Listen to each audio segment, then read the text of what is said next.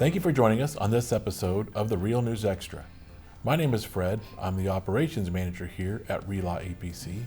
And joining me today is Jennifer Felten, the principal and founder of Relaw APC. Hello, Jennifer. Hello. So what real estate services actually require a license? Yeah, so most consumers, their primary contact in the real estate field is their real estate agent. Right. So their agent has to have a license, right? A real estate agent is licensed by the Department of Real Estate, and the agent they're working for is probably not actually the broker.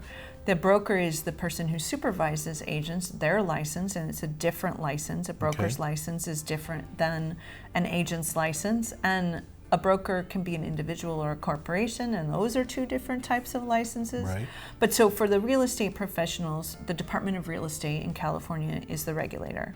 But then you've got the title company, who is regulated and licensed by the Department of Insurance. Okay. You've got the notary, who's commissioned. They don't call it a license, but it's a license. It's authority to act. They're commissioned by the Secretary of State. And then you've got escrow, right? Who's important to make sure we're dealing with a licensed, reputable escrow company because they're handling all your money. You want to make sure the money's in a safe place. California law requires a license through the Department of Financial Protection and Innovation for independent corporations that do escrow. However, there's an exemption in the escrow law, so real estate agents, brokers, title companies, banks, attorneys, all can do escrow. So as a consumer, you need to be asking, who are you licensed by? What's your license number? So that they can go and verify and check out that information. But what about unlicensed activity? How does that induce risk for both consumers and transactions? Oh yeah, so think about, there's a reason that we as a society have put these licensing rules in place. Right. This is all about consumer protection. So you don't want someone who's not licensed handling your money. You don't want someone who's not licensed managing your title to your property. You don't want someone who's not licensed representing you in a real estate transaction. Obviously, a non-commissioned notary is a big problem, right?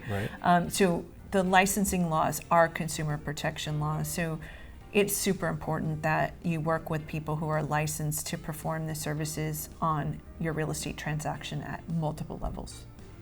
And what are some things that real estate professionals should do to make sure that they are operating both legally and ethically? Right. So just because you have a license doesn't mean you're following all the rules, right? And so the biggest thing is making sure you're managing your paperwork, making sure you understand the rules and regulations that govern what you do. There's a presumption in the law that you know what the law is. You can't say, I didn't know I was supposed to do that. That's not a defense when a regulator comes knocking with an accusation because you did something wrong. So you need to know or get help when you're dealing with things that are outside of your area of knowledge or expertise to mitigate risk for both yourself and your clients. Got it. Well, thank you.